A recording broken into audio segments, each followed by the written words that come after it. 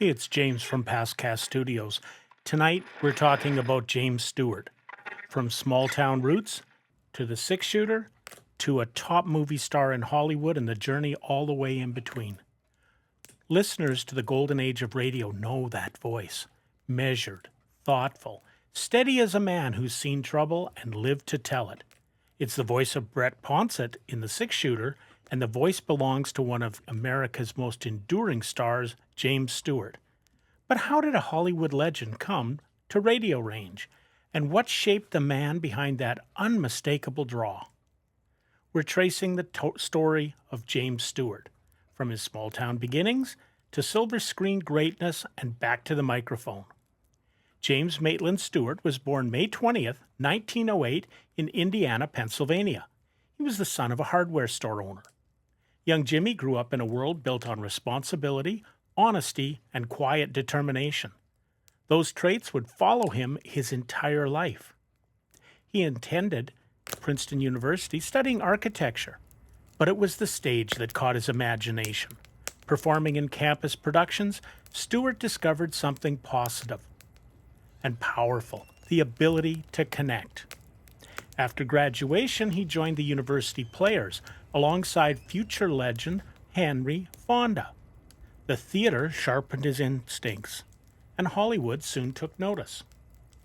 By the late 1930s, Stewart had become a recognizable face at MGM. In 1939, he starred in Frank Capra's Mr. Smith Goes to Washington. That's a performance that defined him as America's moral conscience. His portrayal of Jefferson Smith, the idealistic senator who refuses to yield to corruption, struck a chord across America. In 1940, he won the Academy Award for the Philadelphia Story. But just as his stardom soared, James Stewart made a chase that few major actors dared make. He enlisted in the military. In 1941, James Stewart joined the U.S. Army Air Corps. He flew 20 combat missions over Europe during World War II and rose to the rank of colonel. When he returned to Hollywood, something had shifted. The boyish charm remained, but there was gravity behind it now, and that depth would define his greatest performances. In 1946, Stewart starred in It's a Wonderful Life as George Bailey, a man pushed to the brink and saved by a rediscovery of his own worth. Though modestly received at first, it would become one of the most beloved films in American history. He then ventured into darker terrain. In Winchester 73 in 1950, Stewart helped refine the Western as a psychologically complex medium.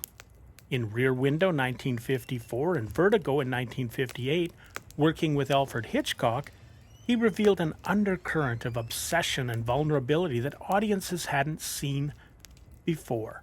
And in 1962, Stewart delivered one of his most iconic performances in The Man Who Shot Liberty Valance, directed by John Ford. As Senator Ransom Stoddard, Stewart portrayed a man whose legend was built on a lie. Opposite John Wayne's rugged Tom Dolphin, Stewart embodied a changing West where law and education would replace the gun. The film asked a haunting question. When the legend becomes fact, print the legend. It was Stewart as his most reflective, an aging idealist confronting the cost of civilization itself. So why radio? Why the six-shooter? Why would a film legend go on radio in 1953?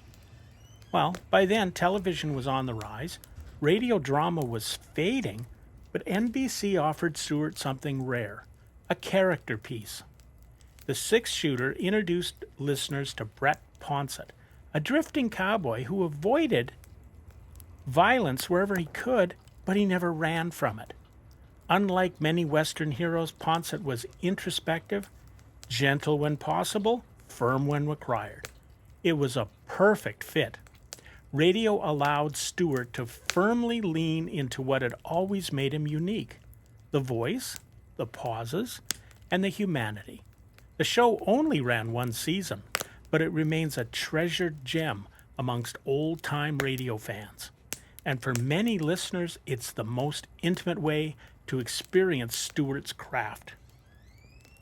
The legacy. James Stewart's career spanned 5 decades.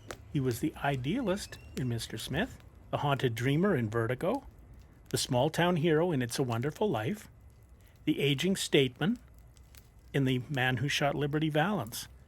And for radio audiences, he was Brett Ponsett, riding quietly and confidently across the plains. In every role, Stewart carried those same qualities: integrity, vulnerability, decency under pressure. He didn't play superheroes. He played men. And in doing so, he became unforgettable.